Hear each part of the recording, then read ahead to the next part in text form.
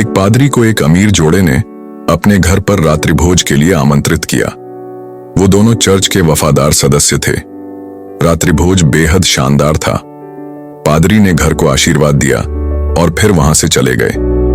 लेकिन जैसे ही पादरी रवाना हुए, पत्नी ने एक अजीब बात नोट की। चांदी का एक चम्मच गायब था।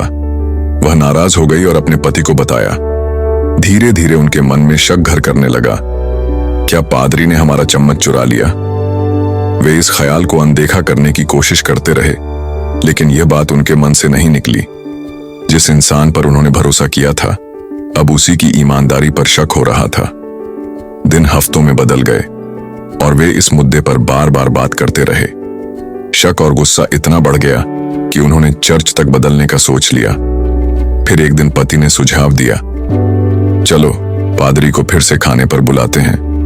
अगर उन्होंने कुछ नहीं कहा तो हम उनसे सीधे पूछेंगे। उन्होंने पादरी को दोबारा आमंत्रित किया और पादरी ने खुशी से न्योता स्वीकार कर लिया। लेकिन इस बार डिनर टेबल पर वातावरण तनावपूर्ण था। फिर पत्नी ने साहस जुटाया और सीधा सवाल किया, पादरी जी, कृपया सच बताइए, क्या आपने मेरी चांदी की चम्मच ली थी? पादरी मुस्कुराए, शांत स्वर में बोले, मैंने वह चम्मच आपकी बाइबल के अंदर रख दी थी, यह देखने के लिए कि आप उसे पढ़ते हैं या नहीं। अब मुझे जवाब मिल गया है। यह सुनते ही पति पत्नी स्तब्ध रह गए। उन्हें समझ आया कि बाइबल तब से वैसी की वैसी बंद पड़ी थी। कई हफ्तों से उन्होंने उसे छुआ तक नहीं था। वे इतने व्यस्त थे दूसरों पर शक करने में कि खुद का आत्मनिरीक्षण करना भूल गए। कहानी की सीख, हम अक्सर दूसरों पर जल्दी शक करते हैं, जबकि सच्चाई हमारे ही भीतर छुपी होती है।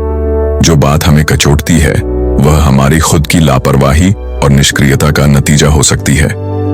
अगर यह कहानी आपके दिल को छू गई, तो इसे अपने दोस्तों और परिवार के साथ जरूर साझा करें और नीचे कमेंट में लिखें, मैं आत्मनिरीक्षण करूंगा, पहले खुद को बदलूंगा।